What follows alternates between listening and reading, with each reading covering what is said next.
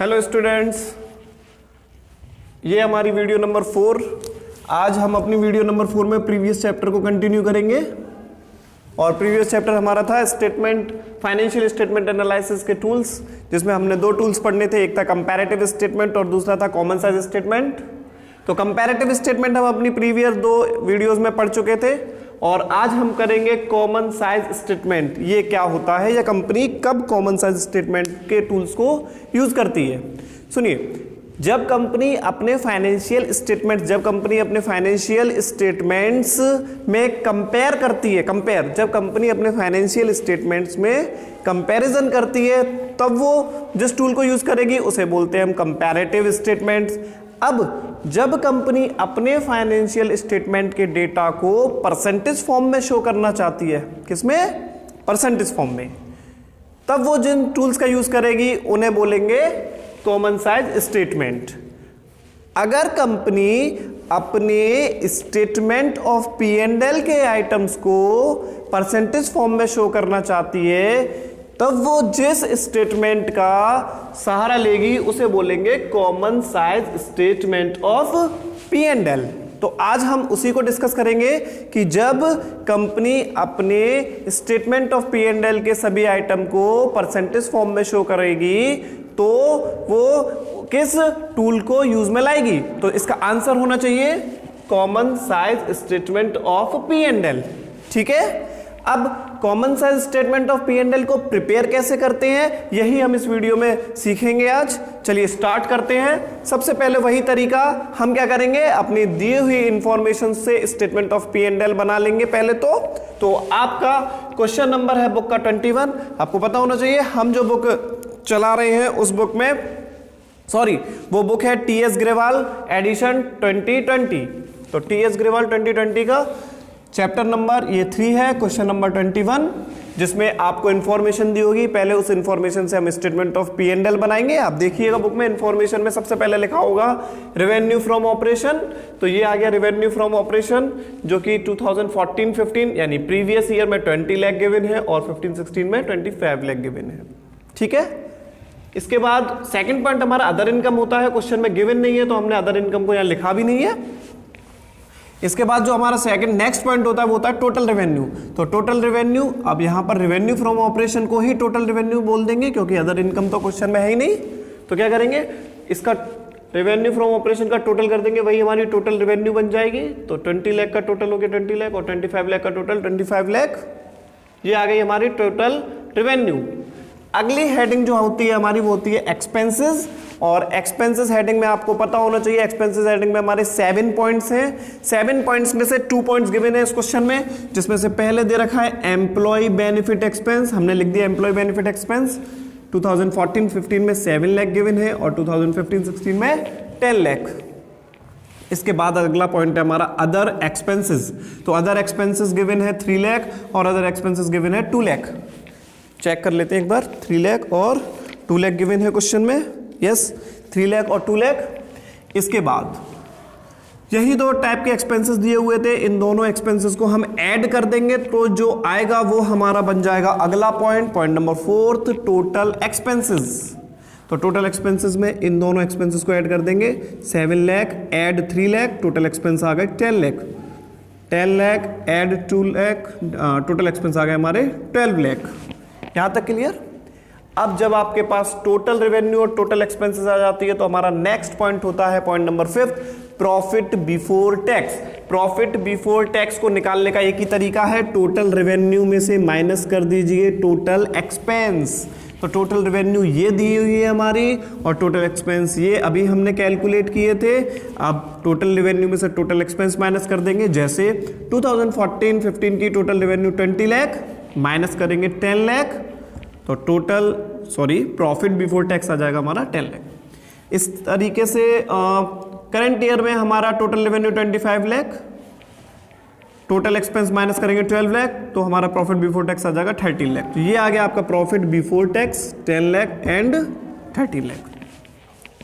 यहां तक ठीक है। इसके बाद क्या करते हैं, प्रॉफिट बिफोर टैक्स के बाद माइनस करते हैं अगले पॉइंट में टैक्स, जो क्वेश्चन में गिवन है @40% बोथ ईयर। तो 40% टैक्स कैलकुलेट करेंगे। याद रखिएगा टैक्स किस पर फाइंड किया जाता है, हमेशा प्रॉफिट बिफोर टैक्स पर। तो ये जो 40% फाइंड करेंगे वो किस पर करेंगे, 10 लाख का 40% इट मीन्स 4 लाख, और 13 लाख का 40% इट मीन्स 5,20,000। जैसे ही आपका टैक्स आ जाता है तो क्या करेंगे, प्रॉफिट में से टैक्स को माइनस कर देंगे, ये आ जाएगा आपका प्रॉफिट आफ्टर टैक्स। प्रॉफिट में से टैक्स माइनस कर देंगे, ये आ जाएगा आपका प्रॉफिट आफ्टर टैक्स। प्रॉफिट में से टैक्स माइनस कर देंगे, ये आ गया आपका प्रॉफिट आफ्टर टैक्स। ये बेटा जी अभी हमने क्रिएट किया है statement of P and L, लेकिन हम बना रहे हैं इस क्वेश्चन में common size statement of P and L. Statement of P and L इतना कवर हो गया। इसके बाद common size statement of P and L के लिए अभी ये 2 कॉलम फिल करने हैं। Common size statement of P and L कब बनाते हैं, जब कंपनी अपने डेटाज को परसेंटेज फॉर्म में शो करती है। तो अब कंपनी क्या करेगी, अपने सभी डेटाज को परसेंटेज फॉर्म में शो करेगी। तो परसेंटेज फॉर्म में शो करने के लिए एक छोटा सा फॉर्मूला है, चाहे तो इससे समझ सकते हैं। फॉर्मूला ये ऐसे लिख लिया, एब्सोल्यूट परसेंटेज। अब प्रीवियस ईयर 2014-15 है, करंट ईयर 2015-16 है। इन सभी डेटाज को अब प्रीवियस ईयर के डेटाज को परसेंटेज में लिखना है और करंट ईयर के डेटाज को परसेंटेज में लिखना है। कैसे लिखेंगे, तो देखिए ये लिखा हुआ है एब्सोल्यूट परसेंटेज, मतलब absolute percentage in previous year, यानी इस ईयर में, प्रीवियस ईयर में कैसे आएगी। तो उसके लिए फॉर्मूला बना दिया, previous year item upon previous year revenue multiply by 100। एक बार फिर से, previous year item upon previous year revenue multiply by 100। It means अगर हम बात करें टोटल रेवेन्यू की परसेंटेज निकालने की, टोटल रेवेन्यू की परसेंटेज निकालने की, तो कैसे निकालेंगे, टोटल रेवेन्यू में 20 लाख प्रीवियस ईयर में है upon previous year revenue. Previous year revenue कितनी है, 20 लाख ही है, और मल्टीप्लाई बाई 100। इससे ये कैंसिल आउट हो जाएगा पूरा, तो 100% आ जाएगा। यहां पर लिख देंगे हम 100%। ठीक है, देख लीजिए यहां तक।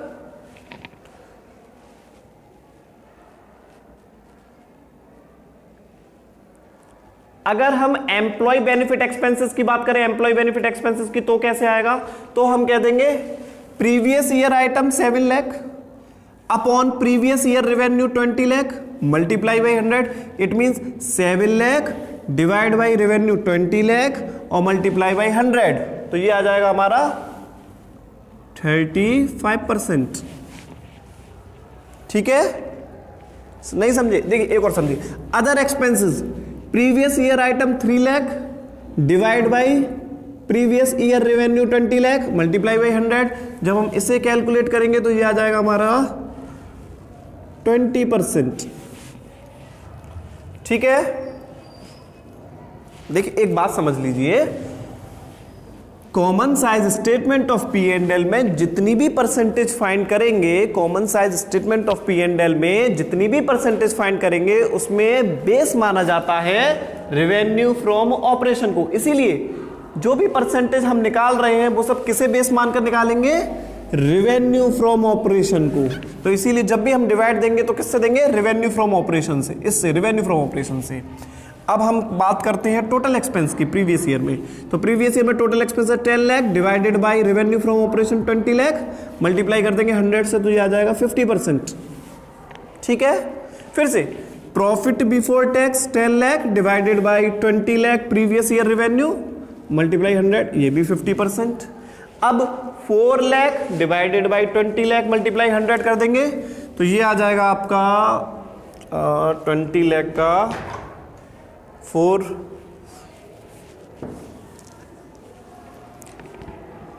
2 मिनट।